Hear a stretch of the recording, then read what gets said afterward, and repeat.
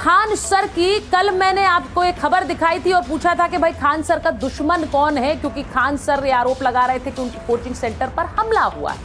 लेकिन पटना के मशहूर कोचिंग टीचर खान सर के कोचिंग सेंटर पर हमले के मामले में अब एक नया डेवलपमेंट हो गया है। इस हमले से जुड़ा एक नया वीडियो सामने आया है जिसमें खान सर के कोचिंग सेंटर के बाहर फायरिंग होती दिखाई दे रही है। दावा यह किया जा रहा है कि ये फायरिंग खान सर के बॉडीगार्ड कर रहा है। ये वीडियो सामने आने के बाद पटना पुलिस ने खान सर के कोचिंग सेंटर के 2 गार्ड्स को भी अरेस्ट कर लिया है। अब सवाल पूछे जाएंगे कि आखिर ये कोचिंग सेंटर के बीच दुश्मनी की खबर है तो विलेन कौन है?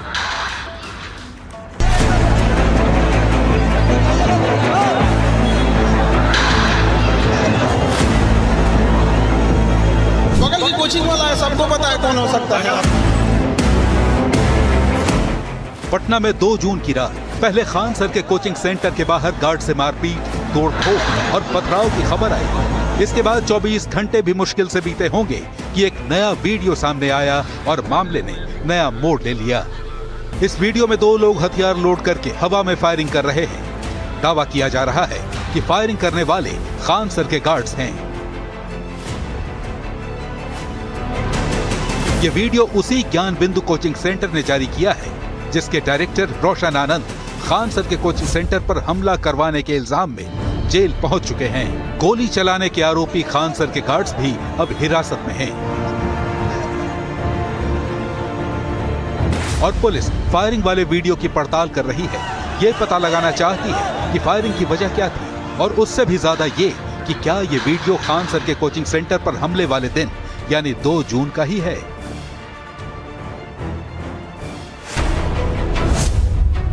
खान सर का ग्लोबल स्टडीज और रोशन आनंद का ज्ञान बिंदु दोनों पटना के जाने माने कोचिंग सेंटर हैं। मुसल्लपुर इलाके में एक ही कैंपस में चलते हैं और कहा जाता है कि दोनों के बीच रंजिश भी पुरानी है, जिसकी झलक सड़कों पर भी दिखाई पड़ रही है। ये 2 तस्वीरें हैं। पहली तस्वीर तब की है जब छात्रों का जत्था खान सर के समर्थन में सड़कों पर उतरा था। दूसरी तस्वीर ज्ञान बिंदु वाले रोशन आनंद के समर्थक छात्रों की है जो उनकी रिहाई की मांग कर रहे हैं। रोशन सर को जल्द से जल्द छोड़ा जाए। लेकिन खान सर ने काफी गंभीर आरोप लगाए। झूठा आरोप है, सब झूठा है, सब झूठा है, सब झूठा। आप कैसे झूठा बता रहे हैं? कोई साक्ष्य नहीं है जो रोशन सर को फंसाया जा रहा है। आप देखे वीडियो कैमरा में देखे होंगे वीडियो जो आया है कि जो सर के ऊपर एलिगेशन लगाया गया है पूरी गलत है, 100% गलत है। बताया जा रहा है कि पटना में 2 जून की रात जो कुछ हुआ उसका मजबूत सिरा पटना के करीब 1,500 करोड़ रुपए के सालाना टर्नओवर वाले कोचिंग मार्केट से भी जुड़ा है, जिस पर हर सेंटर संचालक अपना वर्चस्व चाहता है। तो खान सर के कोचिंग सेंटर के बाहर फायरिंग के वीडियो से पूरे मामले में एक नया ट्विस्ट आ गया। पुलिस की जांच का दायरा और बड़ा हो गया है और इस दायरे में खान सर के गार्ड्स भी आ गए। और अब बात करती हूं आज की एक और बड़ी खबर की। दिल्ली में जहां पर कल आग का तांडव मचा, वहां पर मालवीय नगर के फ्लोरिश होटल में आग की तस्वीरें मैंने आपको कल दिखाई थी। उसके बाद रात में बिहार के मुजफ्फरपुर में एक अस्पताल में आग लग गई, 5 लोगों की मौत हो गई। और आज हैदराबाद के एक शॉपिंग कॉम्प्लेक्स में आग लग गई। आग का तांडव दिल्ली से बिहार, बिहार से तेलंगाना तक नजर आ रहा है। ये जो तस्वीरें आपने देखी हैं, इन तस्वीरों के बाद सवाल यही उठता है कि इंसानी जान कितनी सस्ती हो गई है।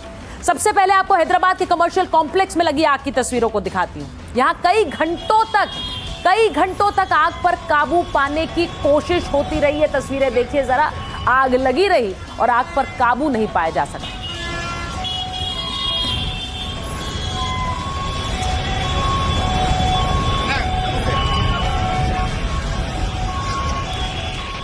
तो ये हैदराबाद की तस्वीरें जहां एक तरफ आपको दिखा रही हूं, वहीं दूसरी तरफ आपको दिखाती हूं मालवीय नगर, दिल्ली के मालवीय नगर के एक होटल में जब आग लगी। वहाँ तस्वीरें आग लगने के बाद की, कैसे होटल के अंदर के हालात थे ये देखिए तस्वीरें।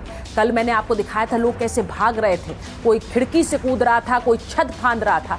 और आज होटल के अंदर की ये तस्वीरें सामने आई हैं जो बताती हैं कि कुछ नहीं बचा, सब कुछ जलकर खाक हो गया, सब कुछ खत्म हो गया। जब आने जाने का रास्ता भी एक था, आग लगी तो कोई निकल ही नहीं पाया और कैसे जिंदगियां खत्म हो गई। आज ये अंदर की तस्वीरें देखिए आप, सब कुछ खत्म है, सब कुछ खाक है।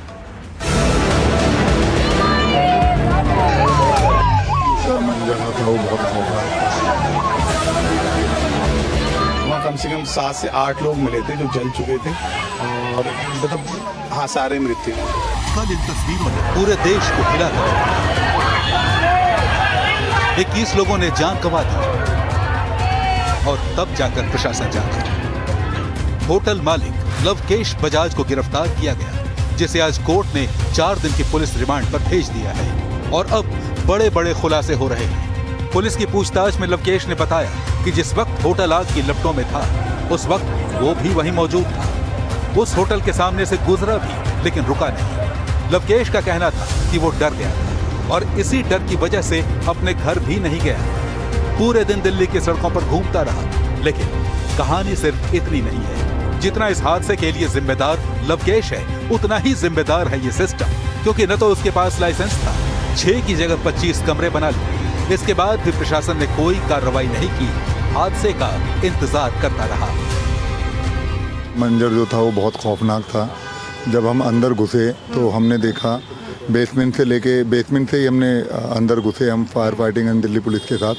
जैसे ही हम अंदर घुसे तो एक 25 ईयर ओल्ड लड़की थी जो रिसेप्शन के पास पूरी जल चुकी थी, जिसके दोनों हाथ और पैर अकड़े हुए थे।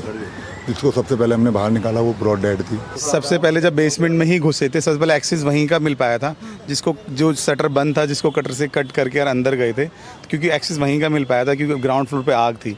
तो सबसे फायर फाइटर वहीं पर बुझाने के बाद वहीं पर गए थे। तो वहाँ कम से कम 7 से 8 लोग मिले थे जो जल चुके थे और मतलब हाँ सारे मृत थे। दमकल और जांच एजेंसियों को होटल के कई कमरों से इलेक्ट्रॉनिक चूल्हे और कुकिंग हीटर मिले हैं।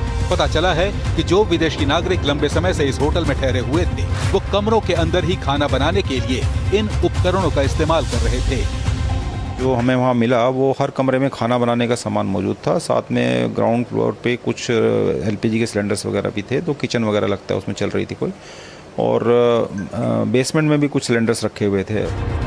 यानी लवकेश और उसके साथ जय मिश्रा ने सारे नियम कायदे कानून और सुरक्षा को ताक पर रखकर पैसे बनाने का सेंटर खोल रखा था। जो BNB के अंदर रजिस्टर्ड है और चल रहे हैं धड़ल्ले से। आप अंदर बढ़िए, इस पूरे होटल के अंदर टोटल 22 कमरे, 22 कमरे समझिए 22 कमरों का होटल। रास्ता ये रास्ता है इसका, ये मेन रास्ता है इसका। एक तरफ प्रशासन की लापरवाही तो दूसरी तरफ जान गंवाने वाले लोगों की अब पहचान हो गई।